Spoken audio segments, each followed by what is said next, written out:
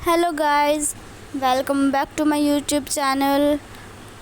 आज हम पढ़ेंगे क्लास 7 जियोग्राफी का चैप्टर नंबर 3 पृथ्वी में परिवर्तन। हम देखेंगे कि पृथ्वी में किस किस तरीके से परिवर्तन होता है, उसके अंदर ये परिवर्तन ज़रूरी है या नहीं है, ठीक, और इसका किस किस तरीके से होता है और क्यों होता है।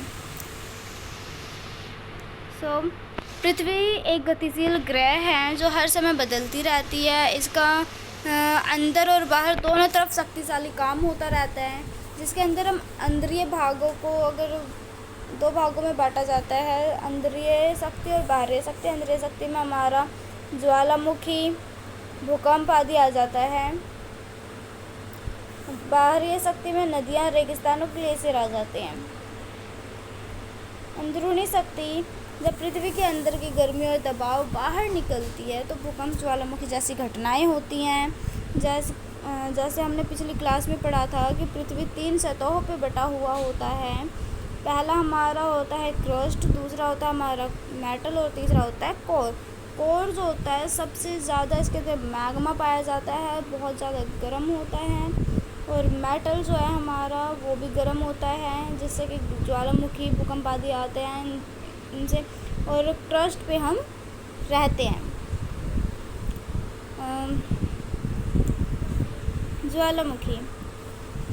ज्वालामुखी से लावा बाहर आता है और ये लावा ठंडा होकर नई चट्टान और भूमि बनाता है। ज्वालामुखी खतरे के साथ साथ ज़रूरी भी होता है हमारे लिए। भूकंप तब आता है जब पृथ्वी की प्लेटें आपस में टकराती है, खिसक जाती है।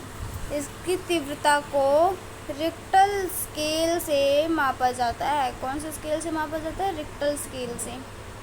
अब अगर हम भूकंप आए तो हम क्या कर सकते हैं?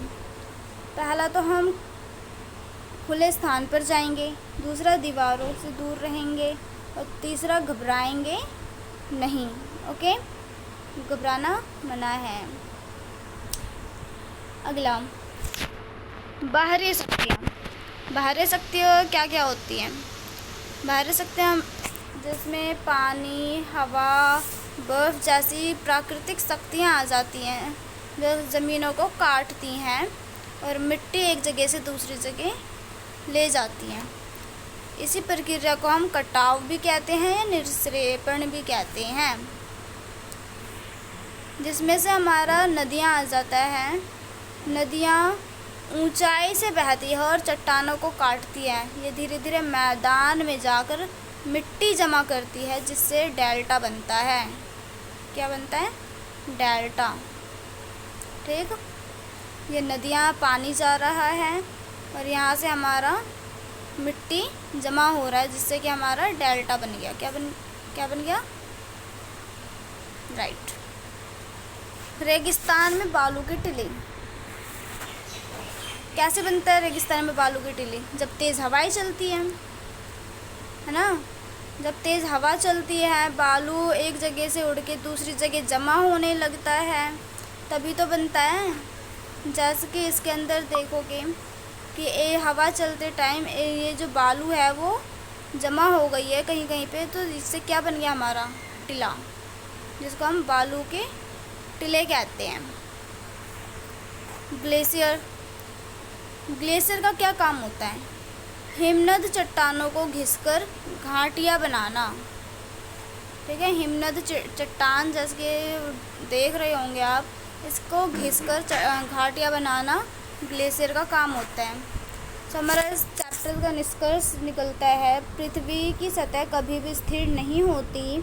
यह अंदरूनी और बाहरी दोनों शक्तियाँ मिलकर पृथ्वी को नया रूप देती रहती है, जो कि ज़रूरी है। Thank you so much.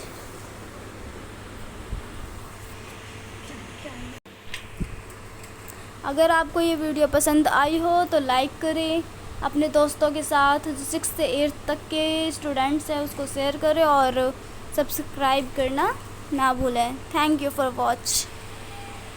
मिलते हैं अगले वीडियो में।